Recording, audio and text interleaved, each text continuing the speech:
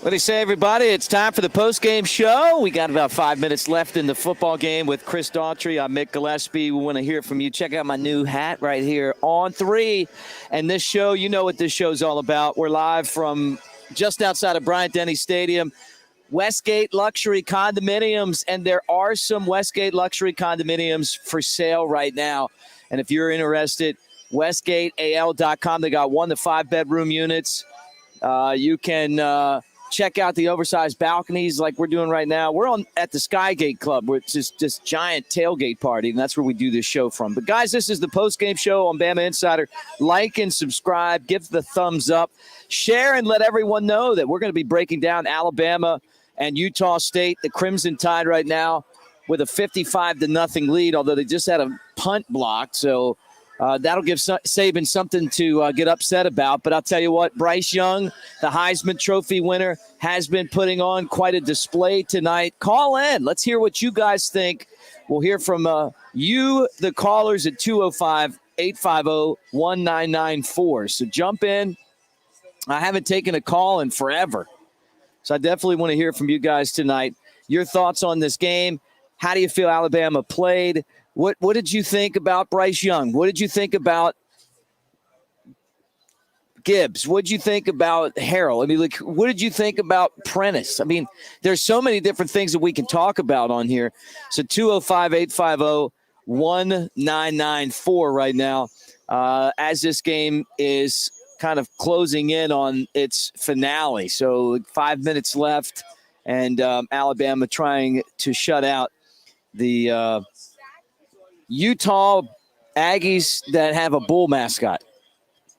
It's just been confusing to me, but man, it shows you what I know. All right, let's take a look at Bryce Young's numbers. Are these like current numbers right here? They are. All right, so 18 of 28, 195 yards and 5 touchdowns for Bryce Young. But the one I want you to look at right there, and Chris just highlighted it, Bryce Young, 5 carries, 100 yards on the button and a touchdown.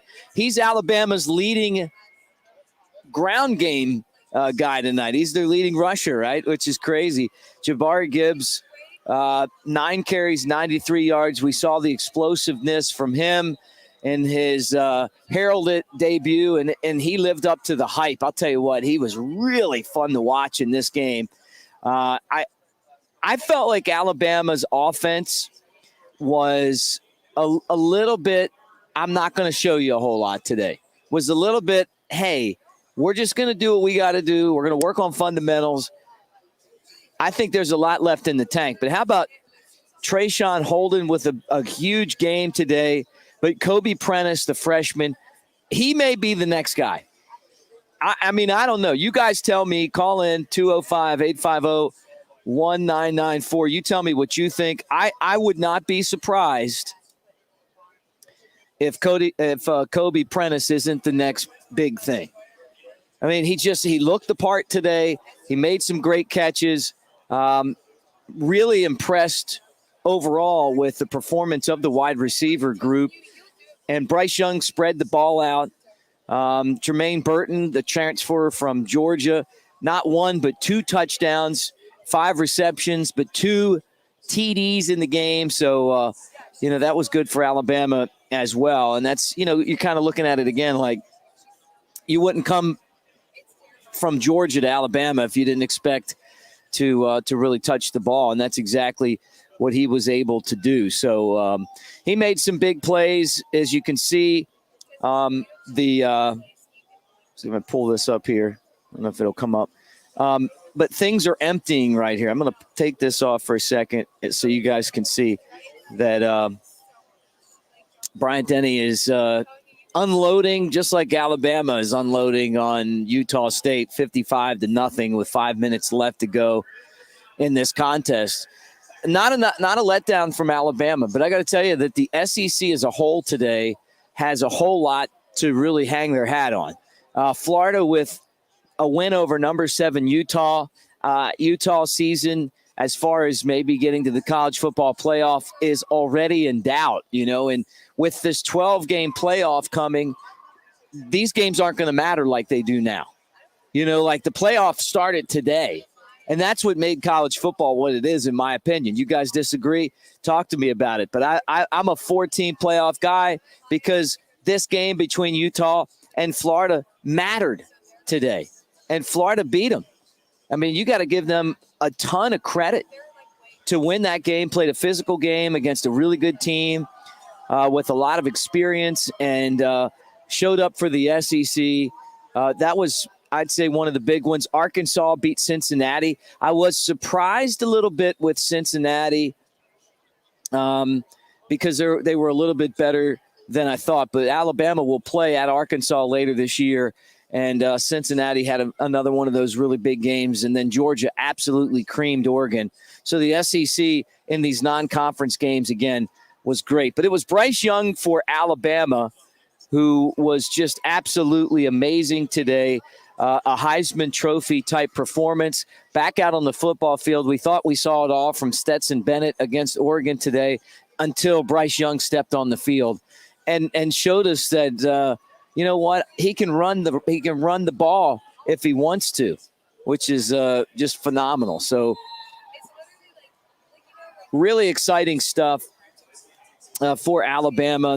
Next week they'll be at Texas to take on the Longhorns. So their game will be one of the big games in the country. This was just kind of a tune-up season opener here on campus, and Alabama again lived up to the hype. They were able to once again do the things that we expect them to do, and that's play about flawless football. Utah State is in the red zone right now, and I think they'll probably, if that's the fourth down, they'll probably kick a field goal just not to get shut out. Maybe there was a flag on the play, but this set up by a blocked punt, and Utah State's probably going to score, and that's not going to make Nick Saban very happy. I'm curious to hear what he has to say. Right, he's going to be not so happy about that outcome.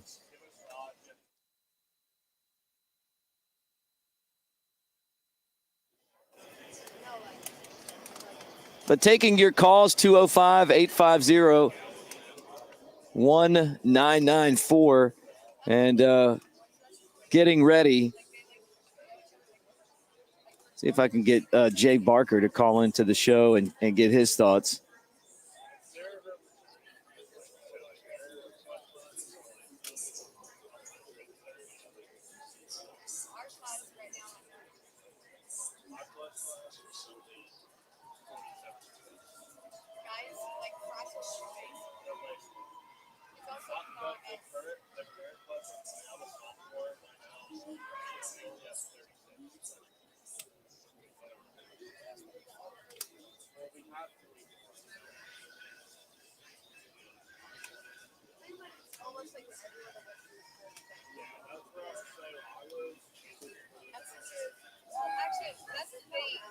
Let's pull up the stats again one more time, and let's talk receivers as we hang out with you here from Westgate Luxury Condominiums on the roof right outside of Bryant-Denny. Counting down before this game ends. Mick Gillispie with you here. Hey, let me remind you guys, too, as you hang out, like and subscribe. Give us a thumbs up. We're going to be doing this live. Trying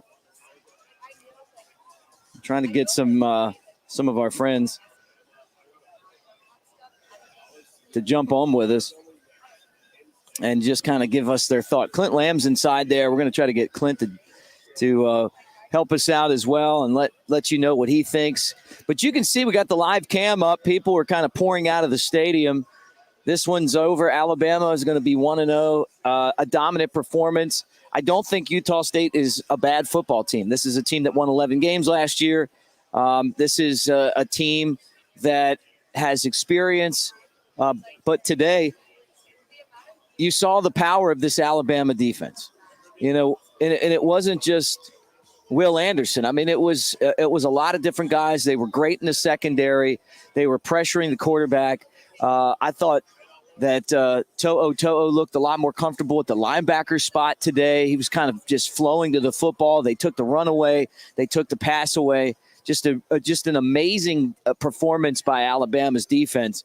But it looks like Utah State's going to spoil the shutout here, and we'll take your calls. So 205-850-1194. And I'd like to just get a call to see if this phone line's working. It's been a while since I took a call. But roll tide, everybody. Let's pull up the stats again. All right. Alabama team stats as we sit right now. Kind of a clean game, both sides. Wasn't a lot of turnovers. There was one interception thrown by Alabama.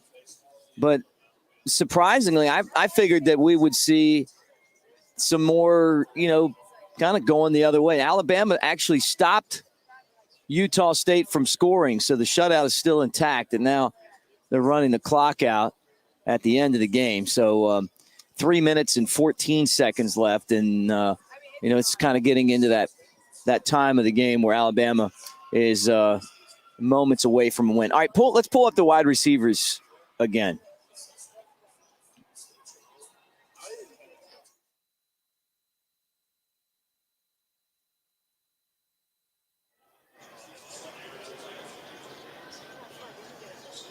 All right, there we go. The wide receivers, we saw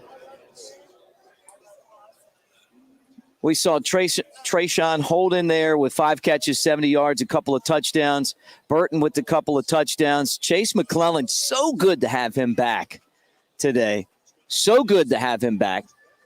And it was him catching the ball, something that he did before his injury last year that was so important for Alabama. All right, let's take a call. Let's go to the line and find out what's going on as we talk Alabama football.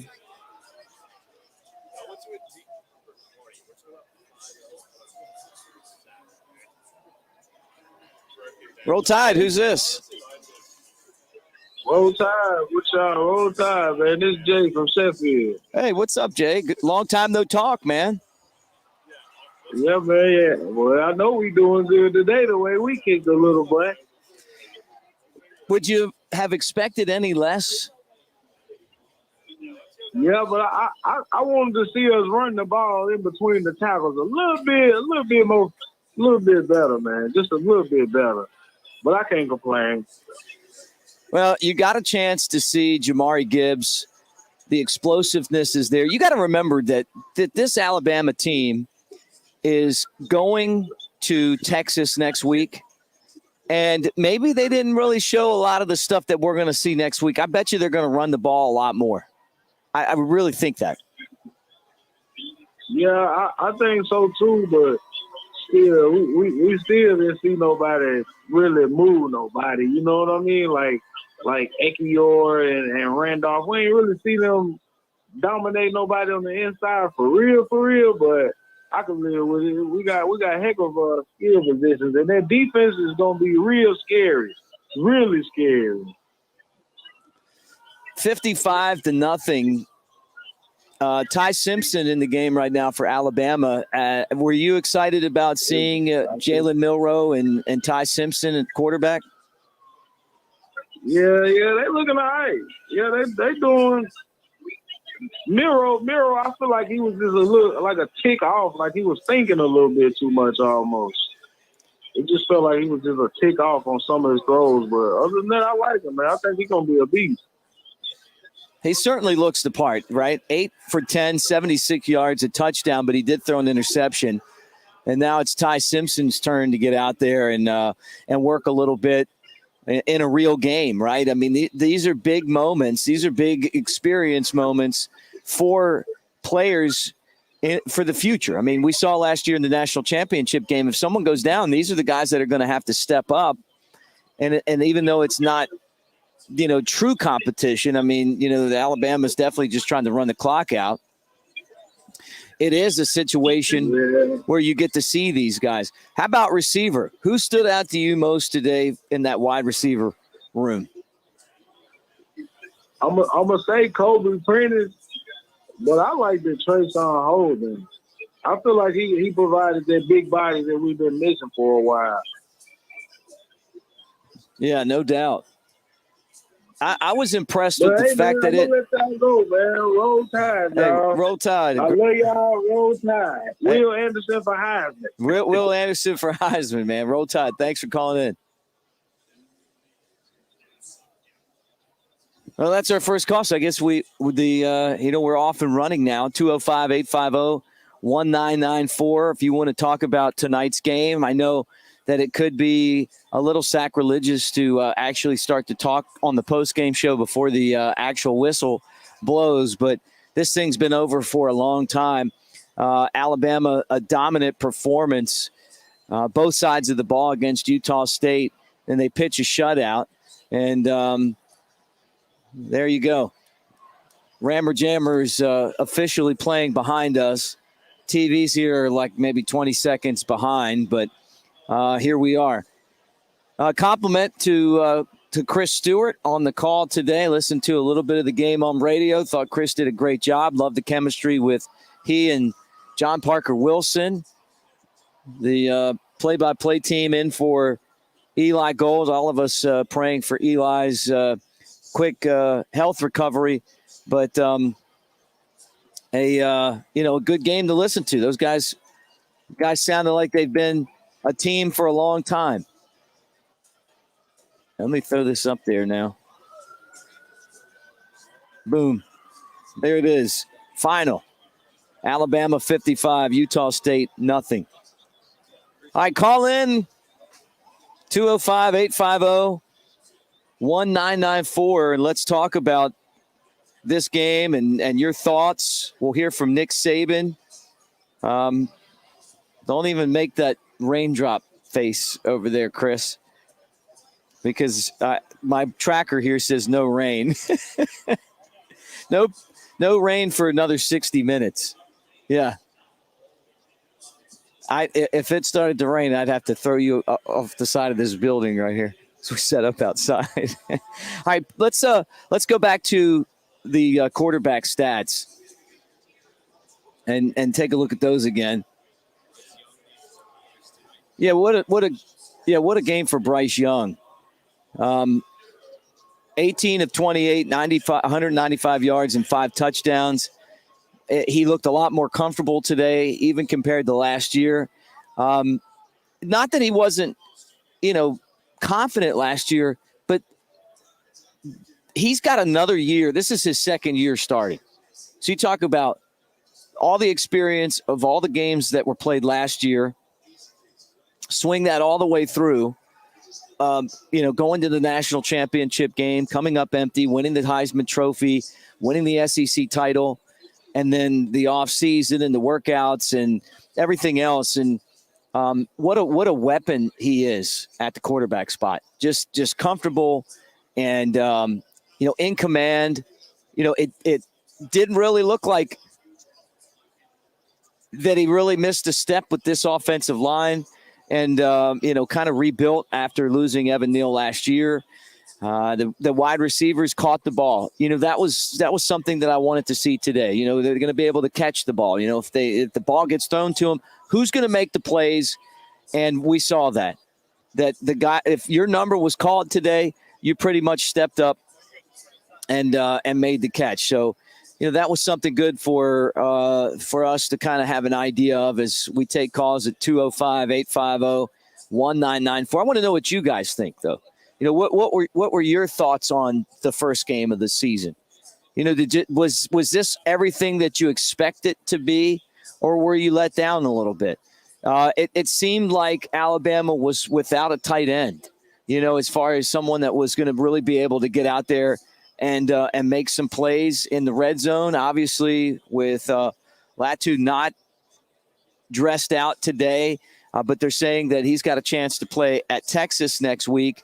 Did that hurt Alabama? Did you think that was something? I mean, how much can you garner from a 55-0 win? What kind of a matchup is this? How good is this Utah State team? Those are all questions that need to be answered. I think a big part of it is that Alabama's a really good, experienced team. And I'm not saying it's going to be a cakewalk by any means. I think they have one of the toughest schedules you could ask for. going on the road to some really hostile environments. But today here in Tuscaloosa, good crowd, people fired up about the start of college football. And we wanted to know what these guys were going to look like. What was Jermaine Burton going to look like in an Alabama uniform? He switched sides from last year. He was with Georgia, so he lost Alabama and he beat Alabama, right? He's got the ring that the other guys don't have. They have the ring he doesn't have, right? They didn't get the SEC championship ring. Alabama did, and then Alabama got then Georgia got the championship ring, right? So he's there. He caught 2 touchdowns. I could tell that Bryce Young was targeting him a lot, right? Trayshawn Holden, he looks bigger and more confident this year. You know, just fits the part, fills out the uniform. Kobe Prentice, true freshman. I think he might be the next guy.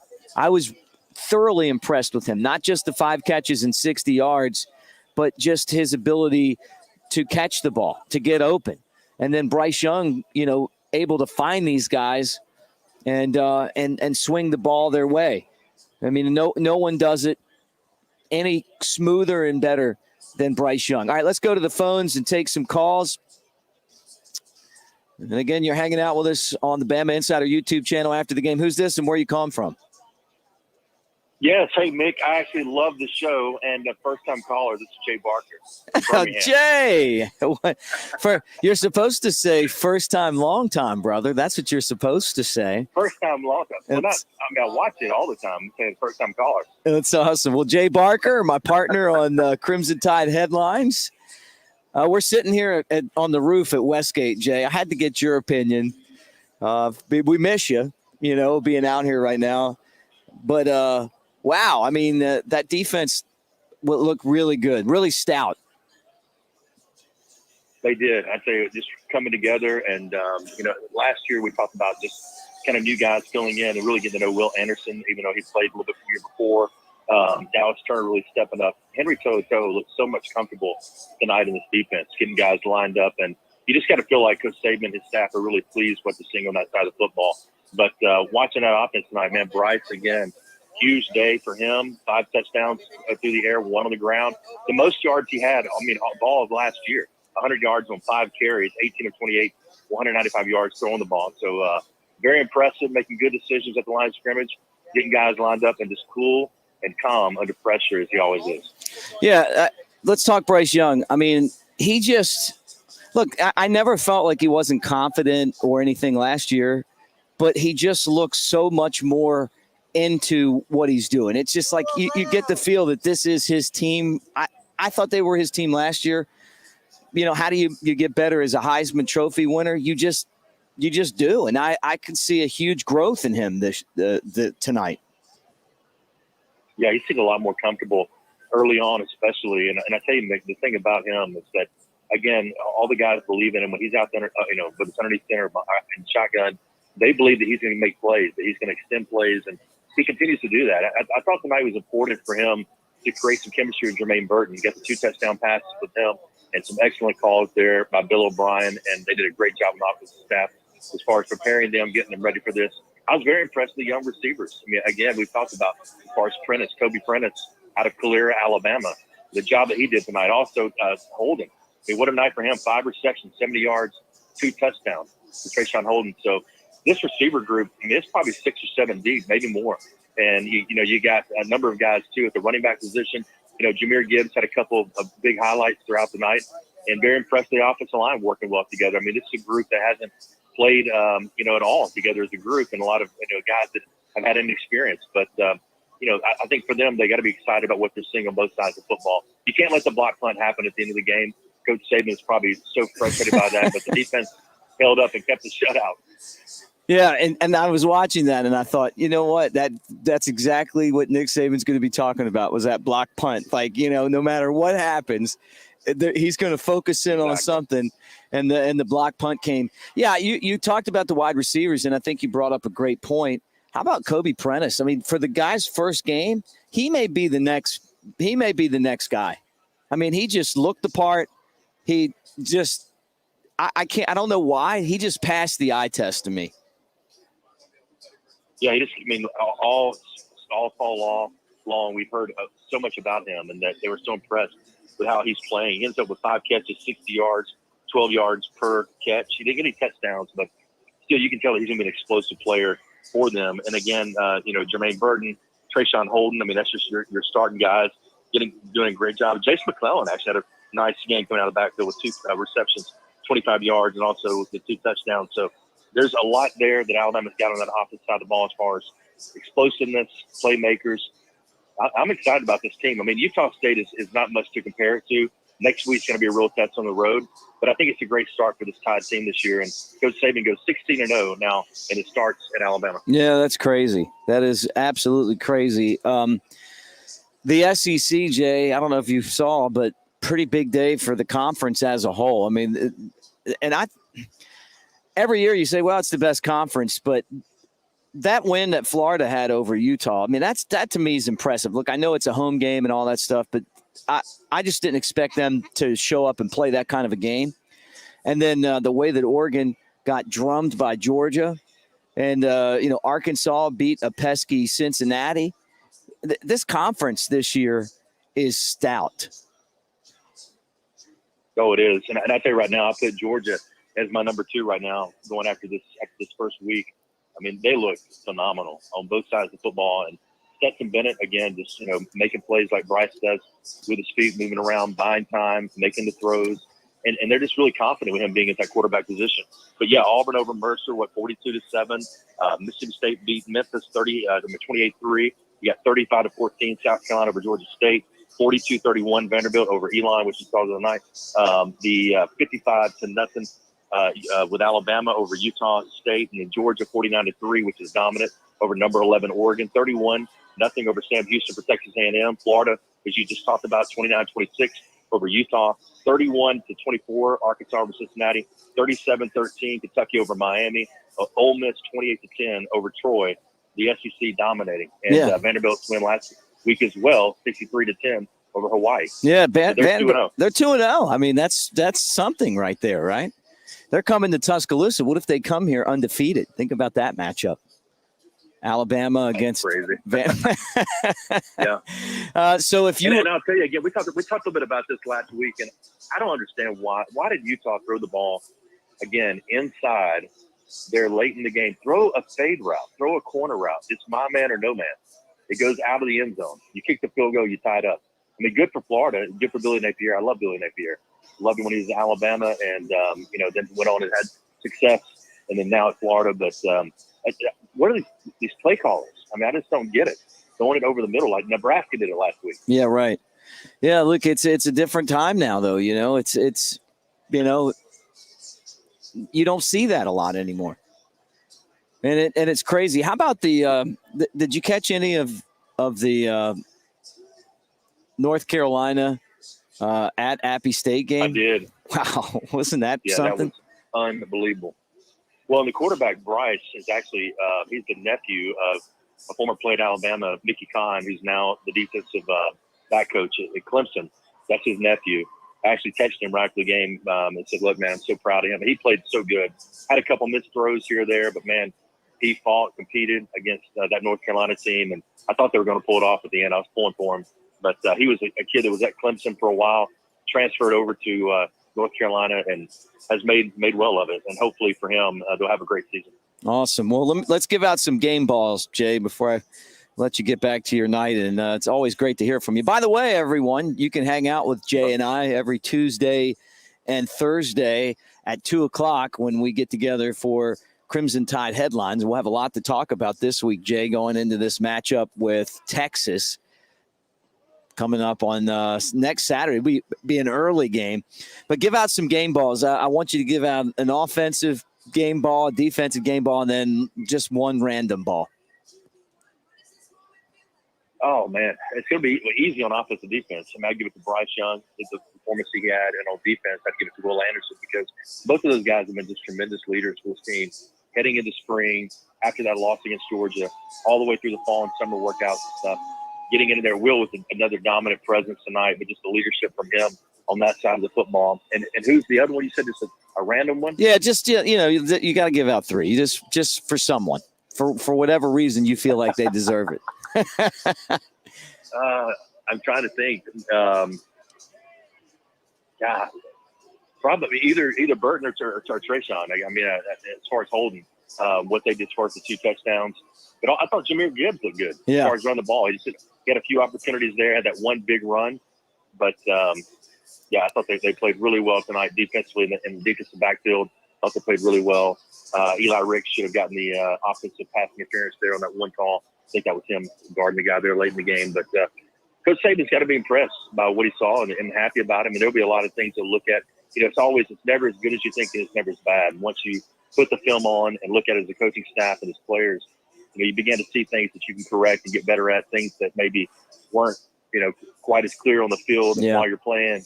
And they'll make those corrections, get ready for the big matchup over in Austin. Oh, I can't wait. I can't wait to break it down this week leading into it. I think this is a huge game for Alabama. It's been a long time since they've been to Austin. As a matter of fact, I don't even know when they've been to Austin the last time. It hasn't been since I've been around. So what's that? Yeah, you can pull it up. I'm just wondering, like, Jay, do you remember the last time they played in Austin? It's a rule on radio. Never ask a question nobody knows. Well, I'm asking Chris. He's actually pulling it up right now. Oh, good. That's perfect. Let him pull it up. But that is an absolute no. Yeah, like for us, we go back pretty far, right? We would know if there was a game in Texas between Alabama and Texas. I'm guessing. I'm just going to throw a guess out there. I bet you that the last time these two teams played in Texas was probably sometime in the 60s, if it ever happened. Chris has that look on his face like, what about you, Jay? Yeah, it's 7-1 Texas over Alabama. The one that we won, though, was a pretty good one to win, by the way. That was a championship game. That's right. 2009. 2000. I was at that game, so I can tell you that. Me too. Yeah, that was awesome. That was so good. But pulling into that place, beautiful, man. That was like going to the Wrigley Field of college football. Okay, all right. I got unbelievable. I got the answer, Jay. Do you want to? All right, good. Do you want to guess? Venture a guess here. 1935. See, you said 35. I said sometime in the 60s. 1982. No. Wow. That was a Cotton Bowl game. Have we been? What about Austin? Okay. What did you say, Jay? 1924. I said 1935. Okay, 1935. 1935. All right. The answer to our trivia question: 1922. That's the last time Alabama played a football game in Austin, Texas, against Texas. It's been 100 years. It's been 100 years. It's been 100 years. Look, these are the things that we do on the postgame show, guys. So we're getting that figured out, because now we can start focusing on Alabama and Texas. So, well, Jay, you anything else you want to get into, or you done for the night? No, I'm with you. As long as you want me to be with you, I'm good. You want to stick around and talk some more? All right, well, let's do that then. Let's and when you look at the way that this team is constructed, what do you see? Now, we know what the strengths are, right? Will Anderson on defense, Bryce Young on offense, the ability to obviously stop the other team from throwing and running the ball is going to be very helpful for Alabama. I thought Gibbs gave Alabama a ground threat that they didn't have last year once McClellan got hurt. I mean, that lightning quickness, his ability to cut holes so fast. He's a hard runner, which I was impressed with. But what did you see today that you would give you a little concern? What area would you think Alabama needs to work on going into this Texas game? Yeah, I guess my only thing would be just being able to run the football when you got to run the football. And I'm not saying they couldn't do it against Utah today, but there were a couple of times where yards were kind of tough to get at times. Not many, but there were a few. And I think when you play against the Georgias, you play against the Floridas, the Ohio States and Notre Dames. I mean, that's the type of teams that you got to be able to run the football. And Georgia has that. You watch them, and they've got a dominant running game. They've got a play-action pass off of that. I still think you got to be able to run the football, even in this day and age. Have the ability to do it when you need to, especially against these top teams. And Georgia is, if you look at them, they're going to a 2 tight end set. 3 tight end set. They did a ton of that last year. They're doing a lot of it this year. They're going to rely on the run game. They're going to pound it on you. So being able to run the ball and stop the run is still huge when it comes to winning championships. Yeah, no, I agree with you. And, watching the preview of the Georgia-Oregon game, right, all of the highlights were Georgia beating Alabama. It was kind of, right. Yeah. It's like that's why I didn't watch ESPN for about a month after the game, right? Because I just didn't want to see that every day.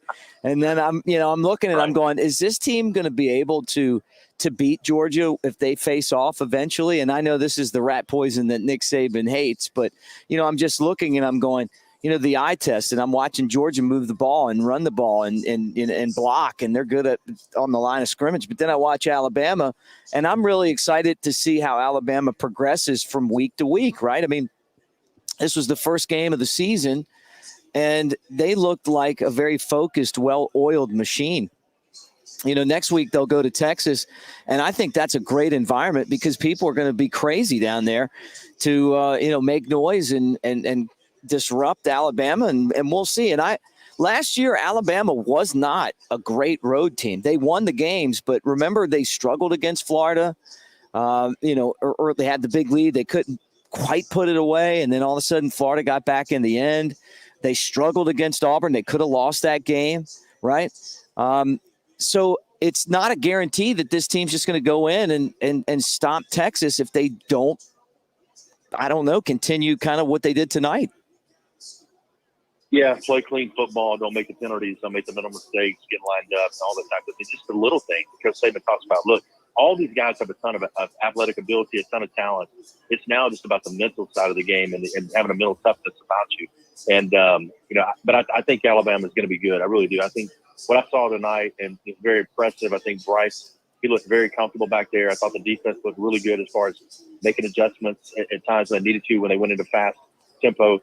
But let's go going back to Georgia and Oregon. Even though Georgia beat them 49-3, and even though I think Georgia was a little more impressive than I thought they were going to look this year, because I think they only had like one transfer, I think, or whatever. But it's, one of those teams that they believe that they can win. But if you look at the numbers, they had 26 first downs. Oregon had 21. They were 9 of 10 on third down efficiency, which is phenomenal. But also 7 of 15 for Oregon. Oregon was 2 of 3 on fourth down efficiency. Georgia never had a fourth down. 571 total yards to 313 total yards, but 7 penalties for 75. There's a lot of things there that Georgia didn't do well throughout this game. And even though there was 49-3, if you look at Bo Nix, that first interception really wasn't on him. Great play by the defensive back, freshman, unbelievable play by him. That second interception was on him, but that was huge momentum changes there in the beginning of that game and allowed Georgia to really take a huge lead and kind of put Oregon in a different mindset offensively. So I think you got to take that into effect. I mean, this game, even though it was 49-3, I think it would have been a lot closer if you don't have those 2 interceptions. I thought Dan Lanning coming back, I thought he would pretty much have the formula to slow Georgia down, but, that wasn't the case at all, though. And you're right. It was a couple things that kind of went against them early, Oregon, and they were never able to bounce back. And then, Georgia looked like a wrecking ball out there. I was kind of surprised by that. I mean, I really was. I really thought that Dan Lanning would kind of, have that team together. But I guess that's why your coach ran off for, Miami, because he knows the program a lot better than we do. And maybe they're not as good as we, as kind of the expectations are. Well, maybe not. And I think for them, even with, Bo Nix leaving Auburn, going out to Oregon, and I love Bo Nix, love Patrick Nix. But why do you leave Auburn to go to Oregon? I mean, unless you feel like you might get beat out, or that there are chances that you might get beat out. I think that's why he left. And so for him, going out there and playing in the Pac-12, I mean, it's just a different environment for him as well. And being out in Oregon, I think there's some connection between Dan Lanning and his dad, and also with his connections to a lot of other coaching staffs. But it's one of those things that they have a lot of chemistry issues for them right now. They've got to continue to get better, and they can't take this loss, for them that big. They got to worry about the Pac-12 and try to get better, from week one as they possibly can. I think Oregon will be a better team about halfway through the year. Dan Lanning is a very good football coach. You talk to all the guys that are in the game; they really respect him a ton. Right. Yeah. I guess if you're going to start somewhere, it's not necessarily where you want to start, but if you're going to rebuild a culture, taking a loss like that is going to show you who's ready to kind of turn things around and who's not, right? It is. When Coach Stallings came to Alabama, there were high expectations for him, saying he's, the next Bear Bryant because he looked like me, kind of looked like him, thought like him. He went 0-3. We were 0-3 in 1990, and everybody was like, what happened? What's going on? But from those losses, we learned a ton. I was a redshirt freshman at that time, and just watching the locker room with a bunch of guys who that year, the prior year, had competed for the SEC title, had gone on and played in the Miami in the Sugar Bowl. So that was a tough thing for them to have to swallow, that they were having to embrace a different culture, a different way of doing things, but they did. It just took some time. And then finally that culture took over, and then Coach Stallings went on to win 70 games in 7 years. Right. So, that was 10 games a year in the national championship.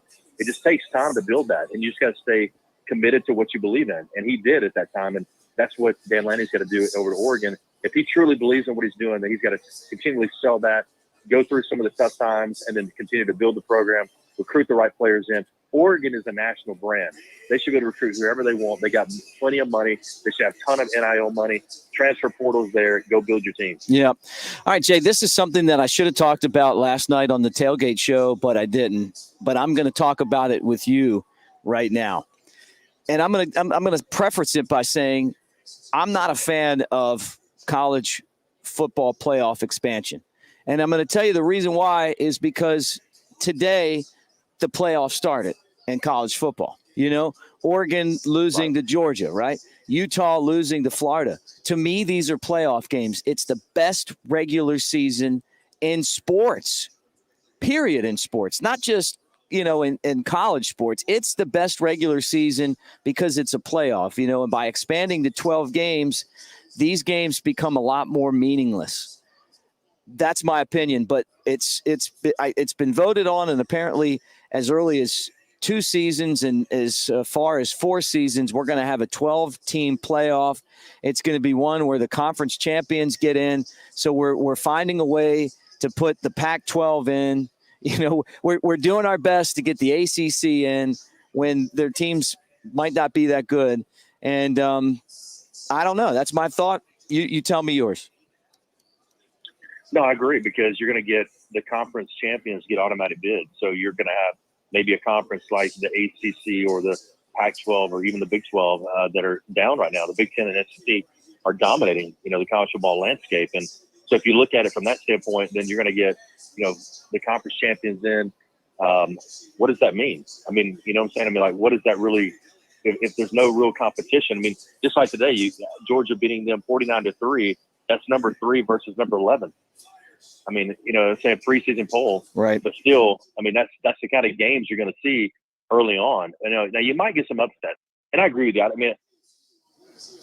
What's that? No, just keep going. I was talking to Chris, but I'm sorry. Okay. Yeah, just keep doing your thing. I'm listening.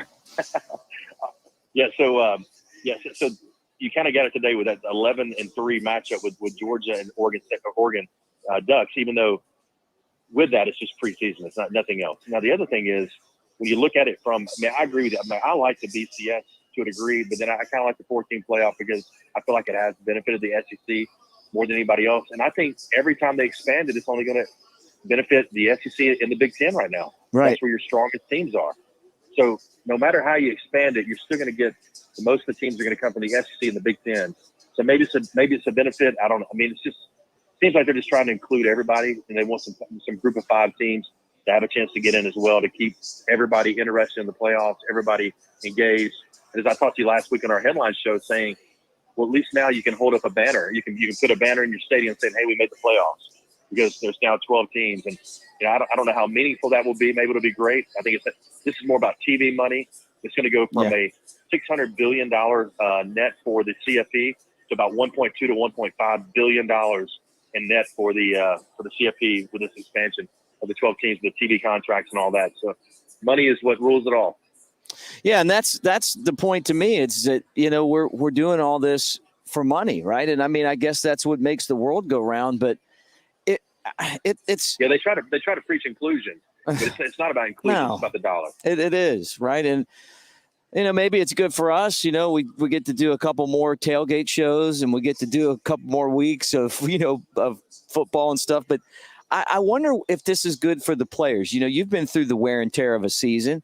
It's really difficult. And you're supposed to be here going to school. Like, I don't even know that it doesn't really feel like collegiate amateur sports anymore.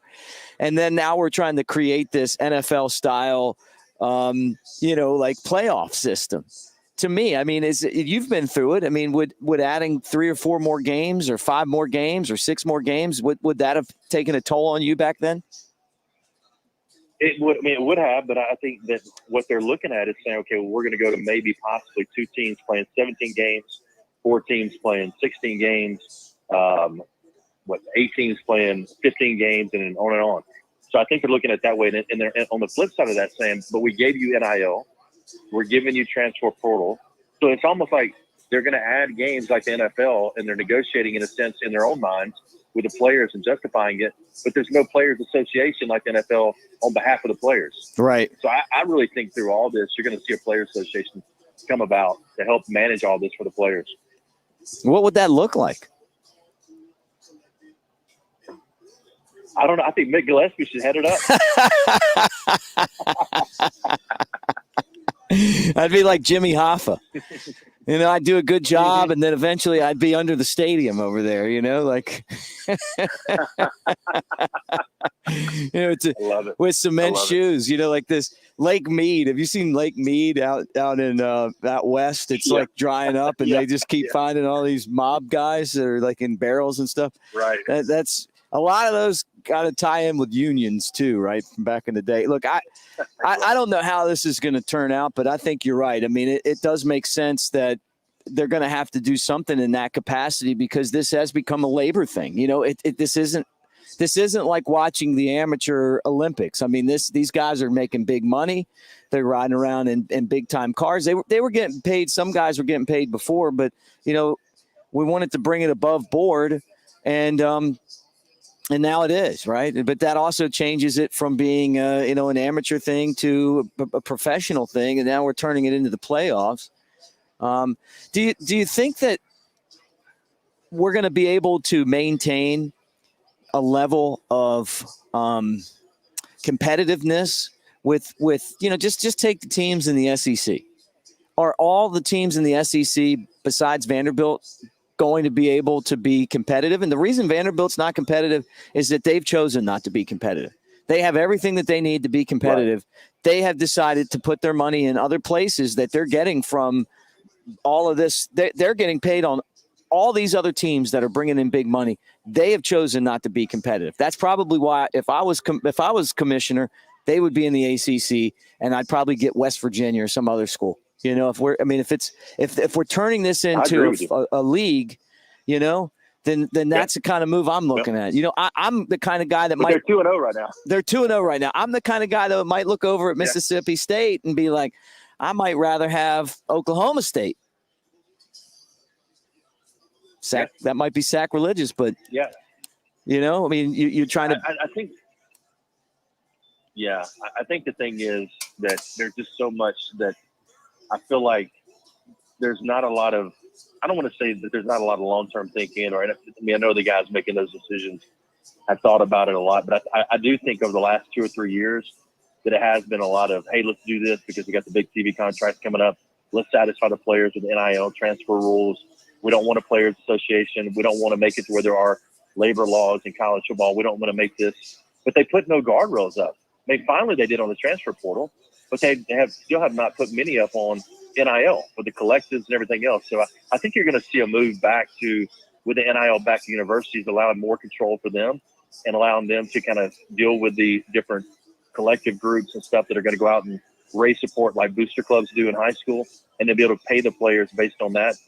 We'll see how it all kind of works out. But, it's just, I don't know. To me, there's been a lot of really bad decisions. Hopefully it's not going to hurt or damage college football for a period of time, or even repercussions down the road. Hopefully they can get figured out and create some guardrails and some better decisions as they move forward.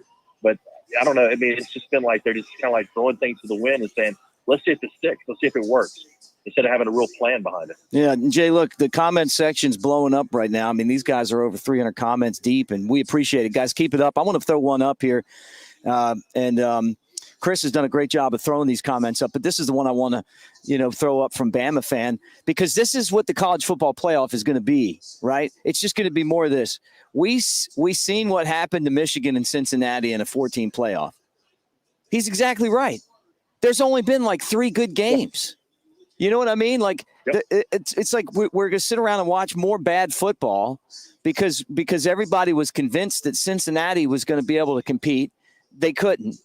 And then Michigan, I mean, people actually picked Michigan to beat Georgia. Actually picked them to beat Georgia. And it looked a lot like that Oregon game that we just saw. Right. Yeah, right. Well, my idea forever was been, if you're going to expand this thing, and if you've got 12 teams, and you at the end of the year, after you played your regular season, like you talked about, like that's really kind of a playoff anyway, based on the teams you're playing throughout the year. But if you're number 1 and number 2, you get a complete bye to the Final Four. So let the other 10 teams play it off. Let them play it off, figure it out, then they become the Final Four. But let the other 2 teams sit out and rest and prepare because they've earned it. Let the regular season mean something. Right. Yeah, and that's what I'm afraid of here. Look, I'm first off, I'm sick of ESPN pushing all of this stuff. It always originates with ESPN. Money. It always does. Like everything they touch, they ruin, and it's always them. And it's because their programming isn't good, except the college football programming and maybe some NFL games. But it's not what it once was, and they know that. So like for them, the more games they get, the more of us will watch. And I mean, look, I watch ESPN all day on the weekends because I want to watch the college football games. But at the same time, by destroying the sanctity of the regular season in college football, it's kind of what makes college football so good is that the games matter. And I've said this before, kind of just beating that drum, but I'm afraid that it's not going to matter anymore. Look, Alabama's going to be getting in these playoffs, every year anyway, right? But I mean, now you're in with 3 losses some years. Yeah, it's crazy. I don't know. I mean, I understand why they're doing it. I mean, it's all money. It's all about trying to get more games, more teams. To be more inclusive is the big word now. And to make sure that we have, everybody makes sure everybody's happy. Everybody gets a little bit of a trophy by making the playoffs, which is fine. I mean, if that's where they want to go. And like Coach Saban, he'll say it again. Okay, we're going to 12. This is what we're doing. All right, let's see, let me know what's happening. I'll change my offense. I'll change my defense. I'll change the way that I play the game. And now I'll change the way that I approach the playoffs. So now, I mean, it's a whole different scenario. Now, it's going to be good for a lot of teams that maybe lost a player early on. We talked about this on Thursday. Maybe a team that found a quarterback that really began to play and got hot late in the year. It was maybe young, or maybe a guy that stepped in. Maybe it's a team that loses a quarterback late in the year that, even though they make the playoffs, are not as good as they were, midway or halfway through the year, or even all the way to the end. So there's going to be some really interesting things that could happen out of this, as far as some matchups. But I don't know. I mean, to expand just to make sure everybody feels good, it's not about that. It's about the money. Right. That's all it is. Yeah, it's about. You're exactly right. Well, Jay, we got Clint Lamb coming over. We got some calls lined up here. Final thoughts right, tonight. And, fun. Hey, final thoughts before I say goodbye to you. And thank you for calling in, brother. Great to hear from you. Most definitely. Just big win for Alabama, and great shutout for the defense. I know Pete Golding is excited about that. He won't get any criticism this weekend. Jay, which I think is ridiculous, by the way.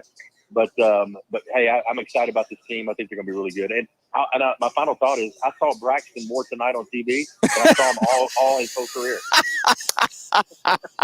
You saw him on there, right? Coaching, huh? Yeah, I mean, like, he was on there like 100 times tonight. That's awesome. More than I saw him his entire career at Alabama. That's so good. Well, good, man. Crazy. That's great. Yeah. Are you going to put your Alabama car flags up since we won? Oh, they've already been up. No, they're already up. All right. Hey, your show's on tomorrow, by the way, everyone. The Jay Barker Show comes on from noon to 2. And you can catch that on radio throughout the state of Alabama and into the panhandle of Florida and points up north with Lars Anderson and Matt. You guys going to have a lot to talk about. Yeah. So we are. Matt did the pregame show today that you and I did forever, and I handed it off to him and said, "Hey, go for it, have fun." I'm doing other things now, but yeah, it'll be a great week, and getting ready for that Alabama-Texas matchup. 1922, 100 years. 100 years. It's 100 years in the making. Wow. All right, brother. Roll Tide, my friend. Have a great night. See you. Did you ever have those car flags? You have the Alabama car flags? In the window, yeah. And then you put the window up, and then the car flag would fall on the ground. All right, let's go back to the phone line. Thanks for holding on. Who's this and where you calling from? Hey, this is Michael from South Carolina. What's going on? Roll Tide. Good, man. I just want to say, man, I'm so glad that Alabama won. Knew it would be a shutout. Trayshawn Holden and Jermaine Burton really did a good job today, man. The defense as well. I'm just glad I got a chance to see everybody get a chance to play, even the freshmen. You know, Isaiah Bond, Christian Leary, those guys. It was great to see them all play. Yeah, we got to see them. Hey, look, and no one disappointed. I mean, I'm thinking of everyone that we were interested in seeing. I thought they all kind of really stood up and played good football. I agree. Who are you most excited to see today? Most excited. I'm going to say Trayshawn Holden. He looked great. Yeah. If you really good to see him play. Oh yeah. If you gave out, I asked Jay Barker this question. I'm going to ask you the same question. If you gave out game balls, who would have got them? Give one to Jaheim Otis, the big boy. Give another one to Isaiah Bond. And then give a third one to, I'm going to say Kool-Aid McKinstry. Kool-Aid. Hey, you know what? Kool-Aid looks dangerous on those kick returns. You better watch out for Kool-Aid. Kool-Aid's going to be taking one back to the house here sometime soon. He's got that explosiveness. He's got that juke move. Somebody was telling me that when he decided that he was going to play defense, people were like, man, he should have played offense because he was so good with the football. And I think we saw that tonight. Yep, we did. Well, anything else before we get to the next caller? I just want to say again, this was a great game. You know, first of all, it was so good to have football back. I've been waiting for so long for football to come back. It feels like it's been a while since we've had it. So I'm so happy to have football back. But to see Alabama win this match in a blowout, and now we look forward to the Texas match next week. It's going to be very interesting. Yep. You're exactly right. It's going to be very interesting. A high noon showdown in Texas, Alabama and the Longhorns. Hey, thanks for calling, my friend. Roll Tide. Thank you. Roll Tide. Great call. All right, let's go right back to the phone lines. We're waiting on Clint Lamb. He's about to come over here to Westgate Luxury Condominiums. We're right next to Bryant-Denny Stadium, hanging out with you on the Bama Insider YouTube channel. Who's this and where are you calling from?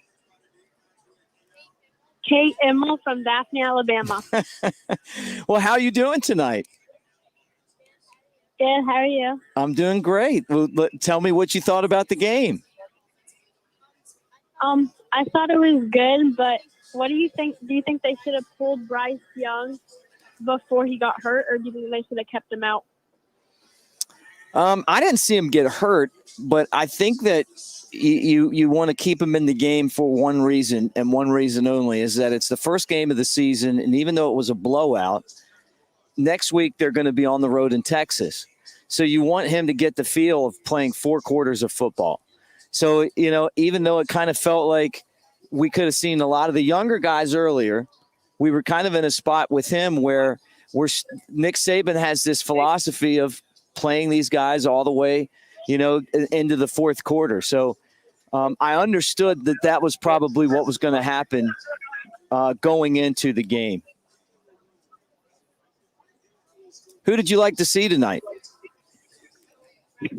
Bryce Young. You a Bryce Young fan? Yes, sir. Who else? What about the atmosphere at the game? What did you think of that? I think they played good today. Well, that's awesome. Well, Daphne, that's L.A., Lower Alabama. Do you just come up for the games? My grandparents live here, so we came up to see them and for a game. Came up for the game. Awesome. All right, any other comments before we go to the next caller? Your thoughts on the game? Your favorite part of did you get a stadium dog while you were inside? Anything cool like that? No, sir. You didn't get a stadium dog? No, sir. I thought that. Were you a stadium dog guy? What's that? Barbecue nachos. Oh yeah. Can I go on the screen? Well, Roll Tide, thanks for calling us. Okay. Thank you. All right, let's go right back to the phone lines again. Great call. She's actually was up here in Westgate hanging out with us. How funny is that? Who's this and where are you calling from? Hey, this is Kelvin. I'm calling from Jacksonville. What's up, Kelvin? How you doing? What's up, man? I know this is the first game of the season, but do you think they're a little too excited? Even though it's Utah State, I know it's still a game, but it's Utah State. What do you think, man? Look, I've heard through the grapevine that the defense has been so good in practice that it keeps on messing up the offense. That the offense is just they just have trouble with this defense, and we saw that tonight. I mean, this Utah State team knows how to move the ball. They were stuck in the mud all night. I think that's really, to me, something to be excited about. You know, kind of having one of these, these defenses that'll lock you down a little bit. I mean, it's going to get tough throughout the year. And Alabama's offense, obviously with Bryce Young, I just wanted to see the receivers too. Who was going to be the guy to step up. But I've been excited about this team since last year's season ended, to be honest with you. Right. Yeah. Yeah, I feel like last year was like a growing up season for us, especially on the O-line. Honestly, I'm still not sold on Randolph at left guard. I'm not sure if it was because of each year he was out or whatever. I'm just not sold on him personally. Yeah. Because it was a few times where I seen him get beat throughout the game. And I'm just like, man, we got Brockemeyer, we got all these young guys, Jaden Roberts, Terrence Ferguson. Why can't nobody else step up at that guard position? Well, look, if he's getting beat and they look at it, I don't think that it's going to be one of those situations where they sit around and wait and say, okay, so-and-so's got this job. I think it's going to be one of the situations where they've got a quick, a quick hatchet because there's so many guys that they have that they could bring on potentially, So I just feel like, to me, I just think that at the end of the day, there's so much talent there that if someone's not getting the job done, that they're going to be forced to do something and to find someone else, right? Right. Don't get me wrong. I'm very excited for this team, man. I'm a diehard Bama fan. And, I mean, in my opinion, I expect at least the worst SEC championship, if not a national title. Look, I don't want to get Nick Saban. No, I don't want to get Nick Saban mad at me, but I'm with you, man.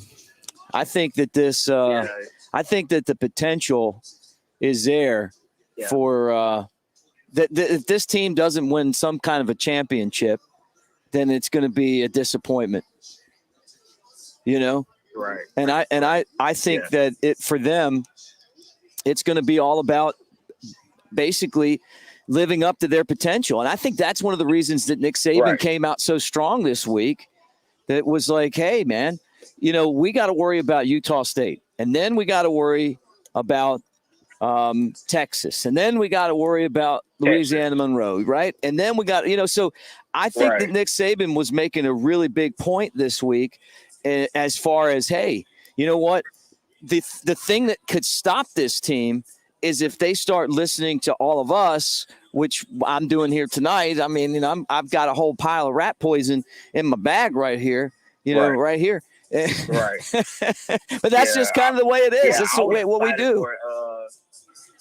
I was excited for Prentice when I see him start true freshman. He was underrated during a recruiting cycle. Then he got a little bump at the end of it. I was excited to see him start, and he impressed me as far as a guy who can get open. That slot that we haven't had in a while. Last year we had Slade Bolton, but this year we have multiple weapons at receiver, especially Trayshawn Holden. I feel like tonight he showed that he could be that number one receiver in my opinion. Jermaine Burton's a star as well, of course, but Yeah. Hey, look, he got more targets. There's only one football, but you know what? Kobe Prentice. Right. Kobe Prentice to me was the guy that I was like, okay, here we go. Here's the next guy. Yeah, I was like, pretty much. Like this guy was like playing high school football last year, and then he's just like catching the ball and like just digging. Like he looked so confident, right? And he looked like he belonged. I mean,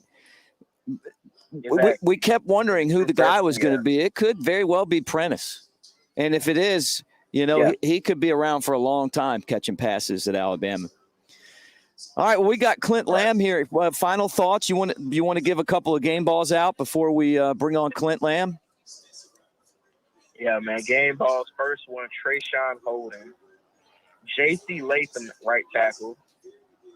I will give one, honestly, on the defensive side of the ball, Henry Tuatua, where he was lining the defense up in Dallas Turner. Awesome. Well, hey, well, thanks for your call, man. And call back next week. We'll be on right after the game doing the same thing. And if, hopefully it turns out like this, I'll be on with 5 minutes to go in the fourth quarter, right? I mean, might as well get to it the way that we look at it on here. Right. But roll Tide down in Jacksonville, my friend. Right, man. Great call. All right. Bring him in. What's up, Clint? From right over at the stadium. There you go. Yeah, let me turn you on there. I know it's not. I forgot the other headphones. So. Oh, it's all good, man. Yeah. Yeah, you can hear me. I can hear you. Yeah, put that over there. I'm gonna get you a little closer. This is this is a learning experience. I made notes last night of everything I did wrong on the tailgate show, and one note was like, "Don't forget your equipment." So. But like a stick might looks cool. Oh, it looks fantastic. Yeah, we're good to go. So how you doing? Clint Lamb, by the way. That's the first time we've actually met in person. We hang out a lot, but we right here. There's our first handshake. Yeah, this is awesome. Westgate's incredible. Yeah, isn't it? Mm-hmm. What'd you think about the game, Mick? Look, I was impressed. I mean, like everything that I'd heard is exactly what we saw today. Like the defense is just so good up front. Will Anderson he's in the backfield so fast, right? And I guess he's so fast it's even kind of hard to double team him. Yeah. If Nick Saban was not wanting us to, I guess push rat poison, you got to stop having performances like this because it's really hard. I mean, there were things to critique. I mean, obviously, I think the offensive line early struggled. But at the same time, when you've got a guy like Emil Ekiyor Jr., who's supposed to be your starter right tackle, and Nick Saban, said that he missed, I think 5 days of practice this week. And, if you miss practice, they wanted to get him some reps, but they weren't going to allow him to start. They wanted the guy who had to actually start there during practice to be able to play. So he decided to go that route, put, Kenan Randolph at right guard, put Javion Cohen at left guard. And, when you do that, it wouldn't last second, but it's just not the way the offensive line is being used to playing. You're certainly going to have a little bit of an adjustment period. But I thought, Mick, this is a really good football team on both sides. You were talking about Will Anderson. Yeah. I was kind of surprised that they actually took him out. He ceded some snaps to Chris Braswell. I kind of thought it would be Dallas Turner. Last year, I think he had like a 90% snap share. This year, it looks like they're going to allow him to rest a little bit. And his first play back out there after getting set for a drive, completely wreaked havoc in the backfield. Yeah. So that's the kind of performance you're going to get from a guy like Will Anderson. really the entire edge group I thought was pretty impressive. Even when you started getting down there to Quandarius Robinson and some of those guys, I thought they played pretty well too. So many good performances. We'll need to go back and look at the film, but I mean, this is a good group. I mean, Jahmyr Gibbs, I did think that the run game was a little bit inconsistent. Mm-hmm. That was kind of a problem. They had some explosive plays, but I feel like when you're trying to move the football, pick up 4 or 5 yards at a time, they weren't probably getting that as consistently as they want to. Right. So there's things to work on. It's not like it was a perfect, flawless game, but for a week 1 matchup against, a team that I think is actually pretty good in Utah State, I still do. I thought it was a good performance. Yeah, Jahmyr Gibbs is so fast. The explosiveness with him and McClellan in the run game was something that Alabama did not have for half of the season last year, and it, to me, stood out. Like, we're just kind of seeing the tip of the spear with this. That's the craziest part too, right? I mean, you got a transfer in Jermaine Burton, you got a transfer in Jahmyr Gibbs, you got a freshman in Kobe Prentice, you got a guy who, it really across the board. Cameron Latou wasn't in there, Robbie Utes hadn't seen significant snaps, and yet these guys are all stepping up. And what it's showing you is the depth of this group. And once you get Cameron Latou back, and JoJo Earl at some point is going to be coming back as well, it's crazy to think about how good this offense can be, because, going into the year, and I've talked about this a little bit, we all kind of thought maybe that Jermaine Burton early on would get a pretty heavy, usage as far as targets. And he did get, he led the team in targets with 9. But early on, I thought it was really interesting that we saw a lot of Kobe Prentice. Yeah. He was kind of the go-to guy early. And, I think, in my opinion, I actually think that's more important, because when the game was not in hand, who was the guy that Bryce Young was wanting to feed the football to? It was Kobe Prentice. Right. And for being a guy, it was his first ever game. I mean, this guy screams superstar. And, when you throw that into the mix on top of a guy like Jermaine Burton, it's an impressive group. Yeah, no, I felt the same way. Like that was okay, because we weren't talking about Prentice at the beginning of the season. But then all of a sudden it started to get closer and closer, and you're like, you know what? We're hearing about Prentice. We're hearing about Prentice.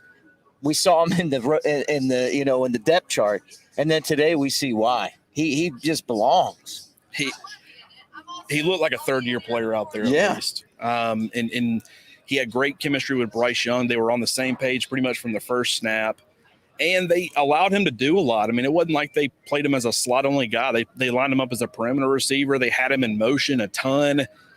There was a lot on his plate, and he handled it extremely well. So I was impressed with, his performance and the fact that he looked so comfortable out there. And I understand that it's Utah State, and next week, going to Austin, Texas is going to be a much different story. I think that's going to be a much better barometer for where this wide receiver group is at. But when you look at it as a whole, it's very difficult to find flaws, because I thought Trayshawn Holden looked like a completely different player. Yeah. He looked more explosive tonight than I saw at any point last season. I thought back in the first A-Day game, when Bryce Young became the starting quarterback and he fed Trayshawn Holden quite a bit, I thought he looked the part then. Mm-hmm. But then last year, just he looked a little slower. He looked a little sluggish. I don't know if he was out of shape, or I have no idea what it was. But tonight, he was back to being that guy. I now understand why he had close to 200 yards in that second scrimmage. Yeah. Because he was, this is a guy who I thought he was great. He was willing to go and catch the football in traffic. He was good in the red zone. You saw not only Trayshawn Holden, but you also saw Jermaine Burton get some usage in the red zone. One of the things, when you looked at, John Mechie, when he played at Alabama, this was a guy that was 6 foot, 195 pounds, but yet he was a great red zone weapon. Mm-hmm. I think that's going to be Jermaine Burton as well. He's not an overly big player. He's just a guy that finds a way to get open down there in the, near the goal line. And that's certainly going to be something that's going to help Alabama's offense. Guys, if you hang out with us, we're at Westgate Luxury Condominiums right here next to Bryant-Denny Stadium. It's right there behind us, westgateal.com. And don't forget, like and subscribe to the Bama Insider YouTube channel. This is what we do, man. Hit the bell so you know when we go live. Share. Tell your friends about it. We talk Alabama football. We do it every single day. We cover all the press conferences, whether it's Nick Saban or the players. We've got shows that come on, and then we join right after the game here on this station with a helicopter flying over us. I think they're looking for you, Mick. They might be. And if they find me, they can just pick me right off of this porch, because it's big enough to park a helicopter up here, and that's how I get home. So. Yeah. Hey. Westgate takes care of you, don't they do. It's the Westgate experience, right? That's Whether right. it's the oversized balconies, the 1 to 5 bedroom units that go from 900 to 3,000 feet, or the helicopter that picks you up. But guys, like and subscribe and hang out with us. And the other thing that I've got to tell you, or Andrew Bone's going to chase me down, is that for the time being, $1 gets you 12 months of BamaInsider.com. Now that we're part of On3, and I've even got a hat now. Yeah, I got a hat too. You got one too? Yeah, I got the hat. Look at that. Yeah, we're both doing hats. Good. Yeah, I'm just a backwards hat wearer right now. Yeah. Today was so much fun on the message boards during the game. You know, I'm used to pretty much sharing all of my quick thoughts, things that are popping up on Twitter. Today, I did a lot of that on the Talk of Champions message boards. And, Bone participated. Joseph Hastings was, participated. Tons of the subscribers participated in the game thread. And it was just great conversation. You had some people that were freaking out about the offensive line early. You had a couple of other subscribers calming them down, telling them there's nothing to worry about. And, great conversation. What did you think about the other games in the SEC today? How much of the other games did you get to watch? Because I know you're here at the stadium, and I've done that racket before, and it's a lot of, hot dog bar and, whatever they put on the TVs above you. So you don't really have a choice, but did you get to see any of the other games? I didn't get to see a whole lot. I got to see a lot of Georgia and Oregon. Georgia looks like a really good football team. And, to me, I don't think that Oregon's going 7-5, but in a lot of ways, I do feel like that they're this year's Miami. If you remember last year when Alabama played Miami, they were a top 15 squad, got completely drummed by Alabama in that first game, and they ended up going 7-5. I don't think Oregon's going to be that bad, but I could certainly see them losing, 3, maybe even 4 games. They have a lot of work to do at the quarterback position. Not a Bo Nix guy, huh? Yeah, someone texted me and they said Bo Nix just threw his 3rd interception, and I said, well, in other news, the sky's blue. Yeah, right. You can, switching the jersey out doesn't always fix the problem, and he's still got some things he's got to work on too. I liked Oregon fine. It's just when you look at a lot of these teams, like Texas A&M, are they really the number 6 team in the country? Right. Oregon, were they really the number 11 team in the country, or is it more of a product of there's nobody else to put up there? When you compare Texas A&M to number 6 teams in the country in the past, I don't think they stack up. I don't think Oregon stacks up to a number 11 team. A lot of them from the past.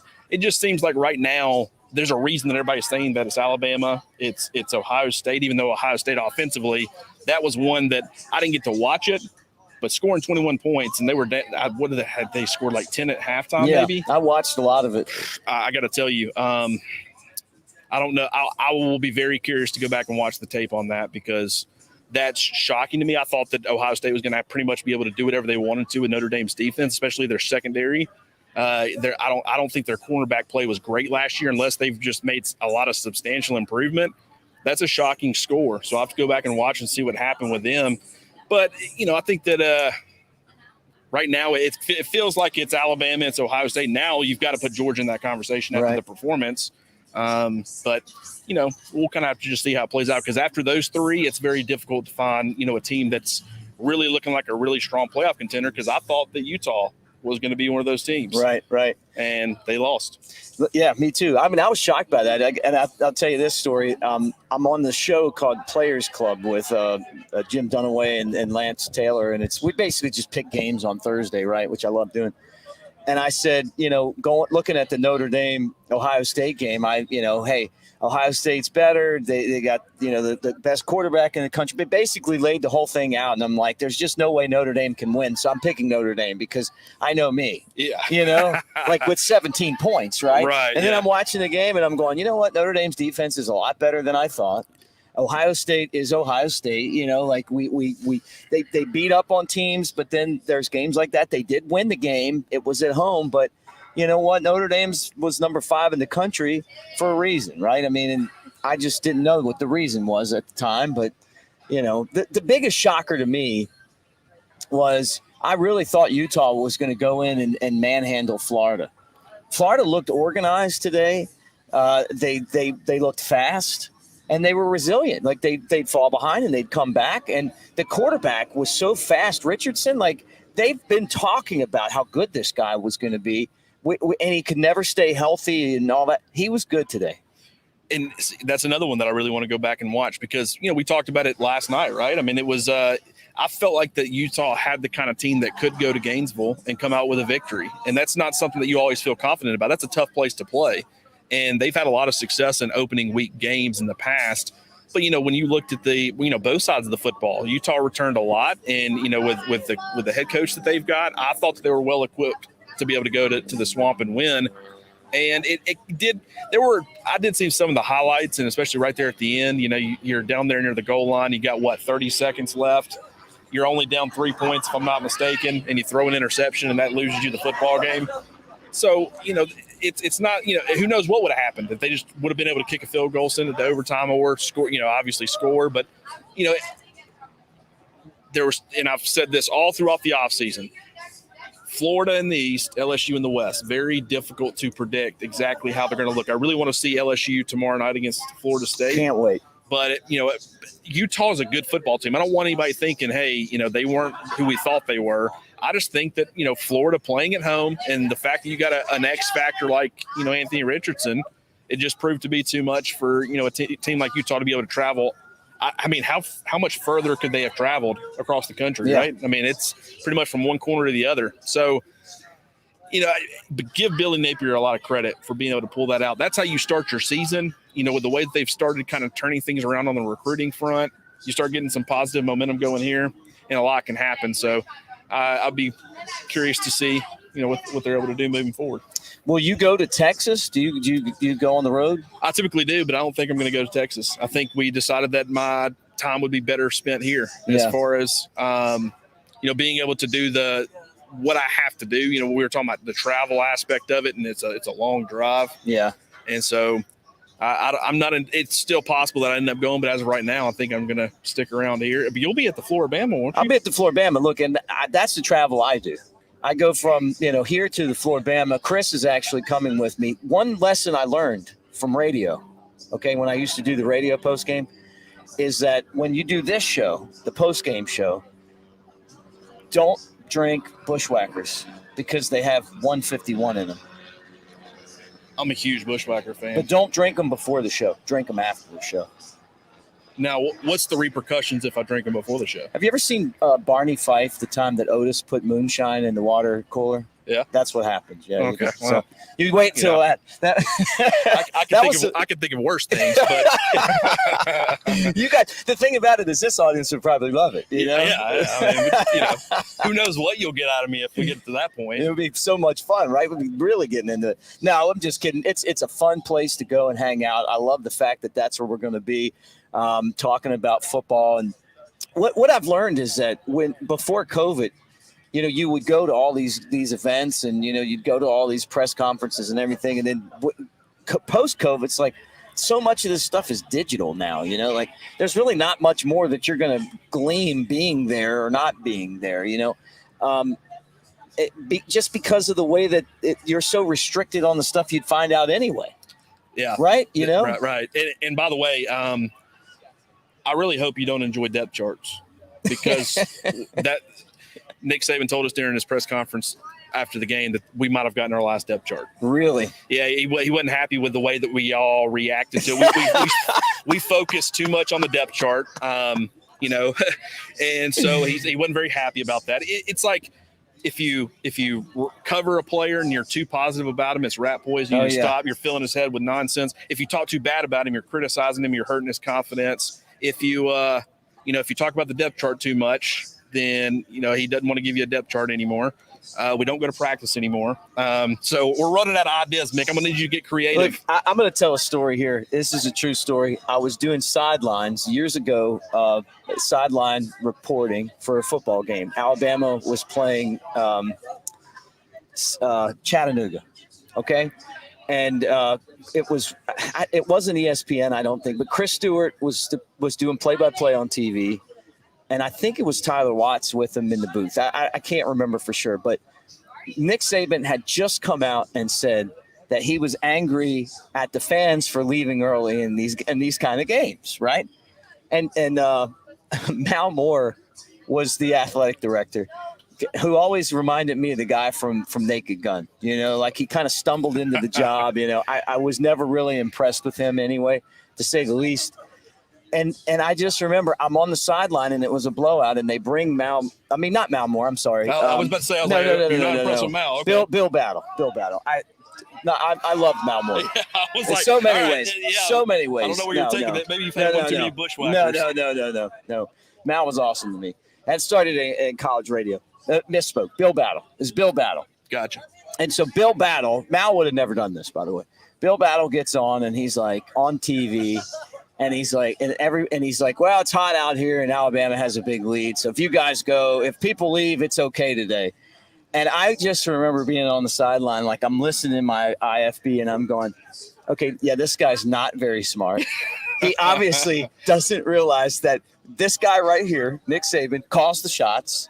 And when he says stuff like that, he says it for a reason. He means it. Oh, yeah. And he's paying attention to what all of us are doing out here, because what he's focused on is how that's going to affect the team. 100%. And I loved Mal Moore. God bless him. He was the best ever, but not Bill Battle. Nick Saban's trying to keep this thing going for as long as he possibly can, and he's done a great job of managing it. So when he says, hey, we're not giving you a depth chart, I'm sitting here wondering, I don't know it, how we're going to combat that. Our subscribers and the people that are, I'm sure listening to the show, they enjoy knowing what the depth chart looks like, knowing what it could possibly mean. You never know. Nick Saban, he throws curveballs, on those depth charts and stuff. You can only take it, you got to take it with a grain of salt. But at the same time, it's a talking point. And it kind of is, it's always been to me, that point where it's like, man, we're really close to football season. As in we're like within a week. Yeah. I mean, you don't get them until right before. And it's like that last little, we can dissect this thing and try to figure out, what it means. And, but hey, if he feels like it's beneficial to Alabama and it can help them win football games by not giving us depth charts, I mean, from a content standpoint, that's not always great, but hey, it is what it is, man. We'll adjust and we'll see. But yeah, at some point, I feel like we're constantly letting the man down. I feel like it's like when we can do no right. Yeah. And I'm like, well, how would you like for us to cover the team? Yeah. But and he even said straight up, he's like, I know I'm weird, but it doesn't bother me a bit. What y'all think. And I'm like, that's exactly how you need to be. It's why he's been as successful as he's been. So it was a very interesting post-game press conference. And the fact that it's week one, I feel like it's only going to get better from here, Mick. Look, I think that what he knows about this team is the one thing that can cost this team, and Jay Barker and I were talking about this as well, is this team can cost this team. This team buying into the stuff that we're going to be talking about on here. We're going to figure out who's on you can't hide your depth chart from us, Coach. We're going to figure it out anyway, whether you put it on a piece of paper or not, right? If Cameron Latu's not on there this week, somebody's going to freak out. It's not going to be me. I understand that the guy didn't practice, so he's not on the depth chart, but not everybody gets that, right? Right. Yeah, 100%. So, but that's kind of the nature of the beast. He knows that for this team to achieve the goal that they want to achieve, using his type language, they're going to have to be focused 1 week at a time and really focused on the details of the process. And when you've won as much as him and you got all those rings, it's hard to look over the rings to the work that it takes to get those rings. 100%. And, in today's world, you got to think social media is such a bigger part of, not only what we do. I mean, we cover it from pretty much every angle at BamaInsider, right? We do the YouTube stuff. We do podcasts. We do recruiting. We do team. We do message board. We do everything. And that's part of it. But Nick Saban also understands that can influence the way players behave and they think. And in an ideal world, it wouldn't affect them at all. But especially with NIL, guys kind of have to be on social media now. Sometimes Bryce Young back in the day, I think last year, he kind of put social media aside and he left it alone until the season was over. Now with all the NIL stuff that people's got going on, Will Anderson didn't really have any deals last year. Now he's got a ton of them. He's got to be on social media. Mm-hmm. You got to have a presence there. And that's part of the game. But I think that Nick Saban understands that, these are young kids, and that, they're going to react to things. And it's another layer of difficulty or another obstacle that he has to overcome. And he would just rather, hey, if I just don't give them the talking points, or they don't really know what to talk about, then, maybe that will solve that problem. He's constantly trying to stay ahead of things, and I totally get that. He's the king of the mountain. He's trying to stay there. Yeah. And who in the world could blame him for it? Yep. Well, I see some lightning and some thunder off in the distance, and I feel that it is getting a little colder. You feel that cool air? You know what? It's felt nice, but then when I saw the lightning, I was like, okay, of course. That's kind of where we're at. So that's where we're heading. So we probably need to wrap this up sometime soon. So let's kind of go into your final thoughts on this game, and then start thinking about Texas next week. Across the board, receiver was a big question mark coming in. Thought we got a lot of answers there. I think they're going to distribute the football to a lot of different players. I think that's big time for Alabama. Bryce Young looks super comfortable. He's still able to do a lot of the things that he did last year that helped make him successful. Right. I thought it was interesting that he added a little bit more running to his, arsenal. Everyone knows he can run. Defenses have to respect that. They had to respect it last year. But just the fact that he was never willing to do it, it wasn't considered as much of a threat as I think teams are going to have to, look at this year. And this could have been a singular game, but I think that that adds another wrinkle, another headache for opposing defenses, and it's really going to help him. As defenses, they now have an entire year of game tape to try to look at and say, okay, this is how we can stop some of the things that he did well last year. Now he's throwing a completely different wrinkle that's going to help him be successful, and now defenses have to prepare for that as well. So from his standpoint, I think that there's still some chemistry that needs to be developed between him and some of the guys. I thought that, guys were just slightly off. I didn't think Ja'Cory Brooks played his best football game, but it would be pretty incredible if all of their top guys all played phenomenal on the same night. I think you've got to have an off guy. Defensively, I made the big mistake. I told people not to give up the 41.5 points. Mm-hmm. I thought it was too much.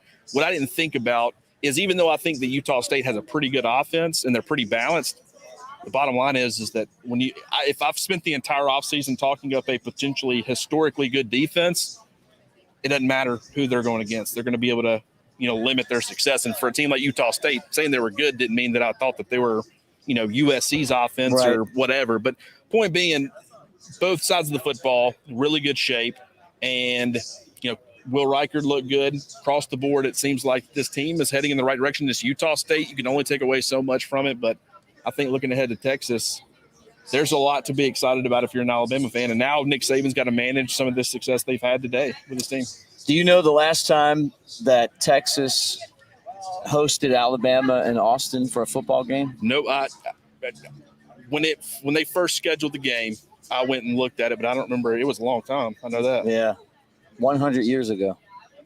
Exactly? Well, it was it was 1922. So it was exactly 100 years ago. Yeah. How about that? I'm sure they've enjoyed being able to avoid them for that long. Well, like this day and age, but Alabama's only beaten them one time. Yeah, isn't that crazy? 2009. I was there. Yeah. Were you there? It was crazy. Not there. It was great. It was one tie. We had a tie too. Yeah. So, there's some concerns here.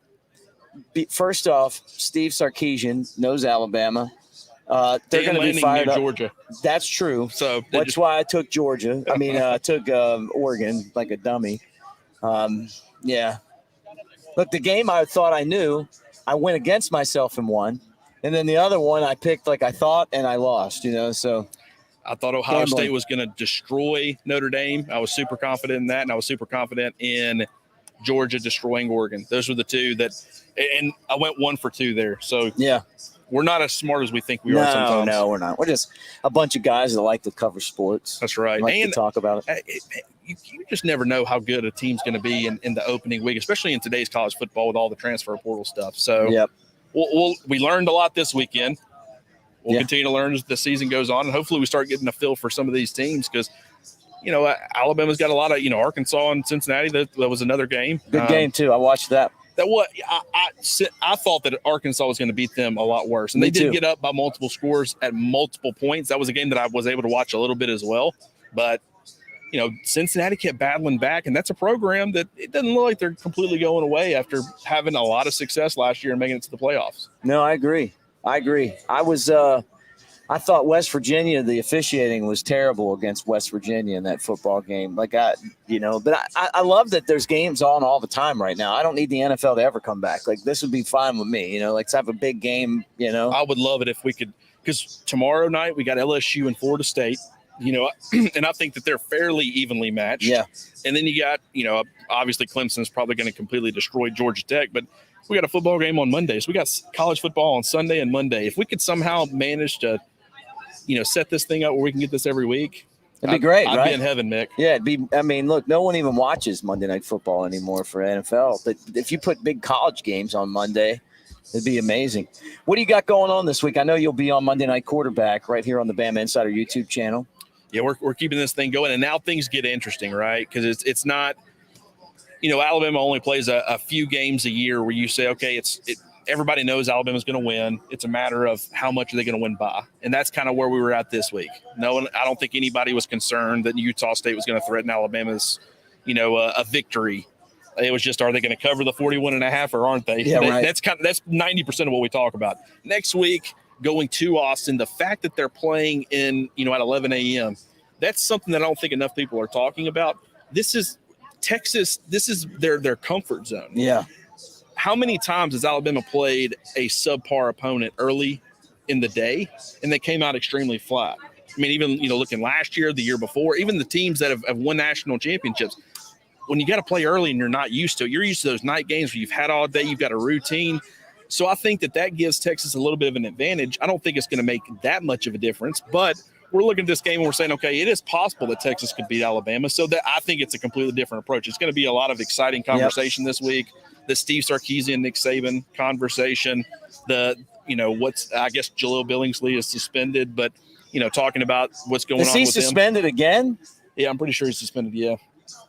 Yeah. And he was going into this time last year. I'm thinking Billingsley, because he's got so much talent. I thought this guy's going to have an amazing season. I mean, you got a tight end that's returning kicks, and he just couldn't get out of his own way. It's unfortunate. Really the first red flag for me was him going out with, and getting in the doghouse early in the season. Yeah.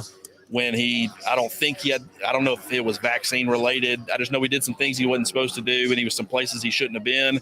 He got in trouble for it. And then some guys, they buckle up, their bootstraps and they get to work after they made a mistake like that. It never felt like he recovered from it. Yeah, right. He just didn't take the right mentality, the right approach. And, I'm pulling for him. I'm pulling for Jaya Hall, but we'll kind of see what happens. But there's just so many storylines with this Texas game. It's going to be a lot of fun. And it's the Texas brand and the Alabama brand. I love it. Look, I love it. I love it. When we played them, I say we, I was just, there obviously as a fan. I did work for Crimson Tide Sports Network, but I was there as a fan. I hung out with them, and I thought their fan base and our fan base are very similar. Right. That's definitely a blue blood of college football fan base. And at that point, now, we had the Bear Bryant years. Obviously, we had what came before him, right? The Wallace Wade and the Frank Thomas, and then we had Gene Stallings. But they had just won a championship. They were playing for another, and Alabama hadn't won one with Nick Saban yet. Right, 100%. And then all of a sudden, Nick Saban went in there and wrecked their whole program in one night. They haven't been back. I mean, how many programs has Alabama wrecked? During the Florida State, we'll see what happens with them tomorrow night, but they're still on the road to recovery. There's a bunch of them out there, but it's good. Football season's back, Mick. Yep. Today was fun. When you go to these games and cover them, like I said, I didn't get to see all the games, and that's sometimes you just want to post up and watch college football all day. But being back in this environment and the crowd was great. I thought, it was a night game. I thought that was big. Even though it was Utah State, they let it be a 6:30 kickoff, which I thought was, very helpful. But it's great that college football is back. Yeah, no doubt. All right, guys, thank you for hanging out with us tonight. And again, like and subscribe, give us a thumbs up, hit the bell, then when all of our live shows are on. Make sure you check out all of Clint's work, and you're on the BamaInsider.com website constantly on the message board, posting up, covering this team, like a blanket, right? We got everything.